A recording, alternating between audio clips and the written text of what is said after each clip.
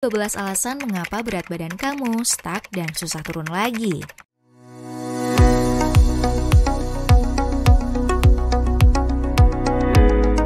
Saat menjalani diet, kita akan senang ketika upaya kita memperlihatkan progres dan berat badan kita mulai turun. Namun di saat tertentu akan ada waktu di mana berat badan kita stuck dan seolah tidak dapat turun lagi. Selama berhari-hari kita melihat angka di timbangan tak berubah, bahkan terkadang justru naik. Padahal kita masih menjalani diet keto, metode diet terbaik yang dapat bertahan dalam jangka panjang. Kenapa ya? Ikutin video ini sampai selesai supaya kamu tahu penjelasan lengkap dari setiap alasannya. 1. Bagian dari sistem pertahanan tubuh. Jika kamu berusaha menurunkan berat badan dari berat badan yang tergolong obesitas, atau kamu adalah penderita diabetes tipe 2, maka wajar jika pada masa tertentu, kamu akan mengalami perlambatan penurunan berat badan. Apalagi setelah berat badanmu berkurang banyak. Ini bagian dari sistem pertahanan tubuh kita, dan hal ini wajar jika terjadi tidak lebih dari sebulan. Bagi wanita, penurunan berat badan tidak akan selalu linear atau datar. Kamu akan mengalami berat badan yang naik turun dipengaruhi oleh hormon. Tubuhmu akan menganggap penurunan berat badan secara drastis adalah suatu ancaman, sehingga wajar jika tubuhmu akan mencoba mengerem. Apalagi jika kamu adalah wanita yang berusia lebih dari 40 tahun. Penurunan berat badanmu mungkin akan mengalami fluktuasi, dan itu normal. Maka sebaiknya jangan mengukur berat badan terlalu sering, cukup sebulan sekali atau 2 kali. Jika masih ada penurunan berat badan, maka itu tidak dapat dikatakan stuck. 2. Berat badan sama tetapi komposisi tubuh berubah. Kamu mungkin selama ini berpaku pada nilai di timbangan, tapi cobalah mulai mengambil meteran dan ukur lingkar pinggangmu, pinggulmu, lenganmu, dan pahamu. Karena mungkin berat badanmu tak banyak berubah, namun komposisi tubuhmu yang sebelumnya dipenuhi lemak telah berubah. Di mana kita tahu bahwa volume lemak 1 kg itu lebih besar daripada volume otot 1 kg. Jika ukuran lingkar pinggangmu berubah, artinya kamu masih mendapat efek dari diet keto yang kamu jalani. Kamu juga bisa mengukur rasio lingkar pinggang dan tinggi badan, yaitu membandingkan hasil pengukuran lingkar pinggang dan tinggi badan. Ukuran lingkar pinggangmu harus kurang dari setengah tinggi badanmu. Pinggang dan perut adalah tempat penyimpanan lemak tubuh yang utama. Jika lingkar pinggangmu angkanya menunjukkan lebih dari setengah tinggi badan, artinya kamu mulai overweight. Dan risiko tubuhmu terkena penyakit kronis semakin meningkat, seperti penyakit diabetes, penyakit jantung koroner, stroke, serangan jantung, atau bahkan gagal jantung.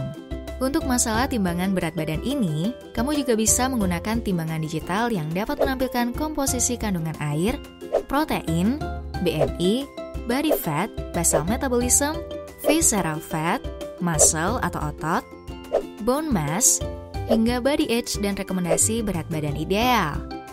Linknya ada di kolom deskripsi ya. 3. Perhatikan kebutuhan nutrisi. Kamu bisa mulai mempelajari nutrisi dari makanan dan mulai lebih memperhatikan makanan yang bergizi untuk tubuhmu. Sehingga kamu bisa menentukan makanan apa yang perlu lebih banyak kamu konsumsi dan kamu kurangi konsumsinya. Karena kurangnya pengetahuan, kadang kita masih mengkonsumsi makanan yang mengandung karbohidrat dan gula, dan terkadang jumlahnya tidak kita sadari, sehingga membuat insulin kita meningkat kembali. 4. Kembali ke kebiasaan lama. Terkadang kita merasa bahwa berat badan kita telah turun, jadi tidak masalah jika sesekali makan makanan yang mengandung karbohidrat atau gula dalam jumlah yang sedikit saja. Sementara hal itu bisa saja membuat kita terlena sehingga membuat berat badan kita naik kembali. Usahakan untuk membiasakan pola makan diet keto sebagai pola makanmu secara jangka panjang untuk menjaga berat badan dan juga kesehatan tubuh. 5. Percaya pada iklan. Industri makanan akan membuat promosi seperti zero sugar, zero carbohydrate, low fat, dan sebagainya. Padahal sesungguhnya mereka sama saja mengandung tinggi gula dan tinggi karbohidrat. Mereka tak benar-benar peduli pada dietmu. Mereka hanya ingin mengambil keuntungan sebanyak-banyaknya. Mereka juga kerap memberikan informasi yang membingungkan, di mana keterangan nutrisi menjelaskan komposisi nutrisi untuk satu porsi dan bukan satu bungkus. Mereka juga tak segan menggunakan nama-nama lain yang asing, sehingga kamu tak paham itu apa. 6. Stres. Jika ingin menurunkan berat badan, maka kamu perlu mengelola atau mengendalikan stres. Ini memang berat, namun harus dilakukan. Stres meningkatkan hormon kortisol. Sementara hormon kortisol akan memperlambat metabolisme tubuh, sehingga membuatmu semakin sulit menurunkan berat badan. Olahraga juga bagian dari membuat stres tubuh, namun olahraga memberikan efek stres yang baik. Jadi kamu boleh stres yang memberikan pengaruh baik, seperti olahraga. Kamu juga bisa mengatasi stres dengan berjalan-jalan ringan untuk mencari udara segar, mendapat sinar matahari, dan meredakan ketegangan. 7. Tidur yang tak berkualitas. Penyebab berikutnya adalah karena kualitas tidur yang buruk. Tidur larut malam dan tak berkualitas membuatmu susah menurunkan berat badan, karena meningkatkan hormon kortisol dan membuat produksi hormon lain berantakan. Usahakan dapat tidur tepat waktu dengan kondisi tanpa cahaya sama sekali untuk dapat memperoleh tidur yang berkualitas. 8. Terlalu banyak protein. Protein sangat baik bagi tubuhmu. Ketika kamu menjalani diet keto, sebagian besar protein mungkin akan dialokasikan tubuhmu untuk memperbaiki kerusakan di tubuhmu. Karena pola makan yang tak baik di masa lalu membuat banyak masalah di organ tubuh. Namun setelah berlalu, kebutuhan proteinmu berkurang, dan terlalu banyak konsumsi protein menjadi kurang baik. Menurut ahli, ketika kamu menerapkan pola makan rendah karbohidrat dan terlalu banyak konsumsi protein, ini justru akan menghambat penurunan berat badan. 9. Terlalu banyak pemanis. Terkadang kita tidak sadar mengonsumsi terlalu banyak gula melalui bumbu makanan yang kita konsumsi. Meskipun kita sudah menghindari makanan tinggi gula atau minuman yang mengandung banyak pemanis, namun kita masih mendapatkannya dari menu makanan utama yang kita makan. Maka hindari makanan utama yang manis atau mengandung banyak tambahan saus, karena biasanya saus banyak mengandung gula. 10. Lakukan diet karnivora. Cobalah melakukan diet karnivora 2-6 minggu. Tak perlu melakukannya untuk jangka panjang. Kamu bisa melakukannya dalam jangka pendek, namun tetap dapat memperoleh banyak manfaat. Di antaranya yaitu membunuh berbagai bakteri dari karbohidrat di ususmu. 11.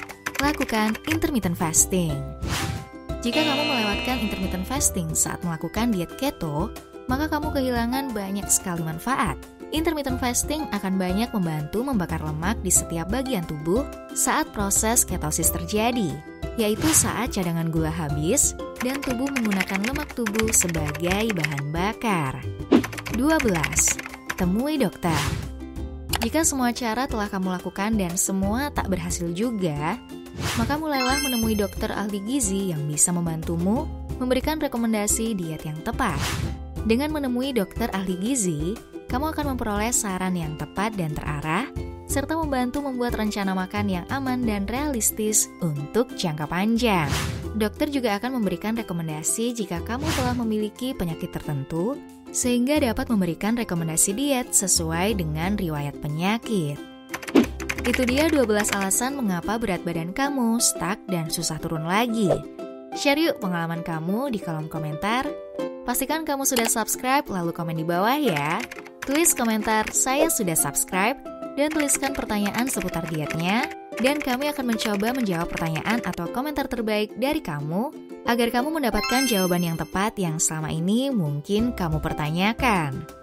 Kalau kamu suka dengan konten ini, jangan lupa like dan share ke sahabat, pasangan, keluarga, atau orang-orang yang kamu sayangi, supaya informasi berharga ini bisa bermanfaat bagi lebih banyak orang. Terima kasih sudah melihat video ini sampai akhir. Sampai jumpa di video berikutnya.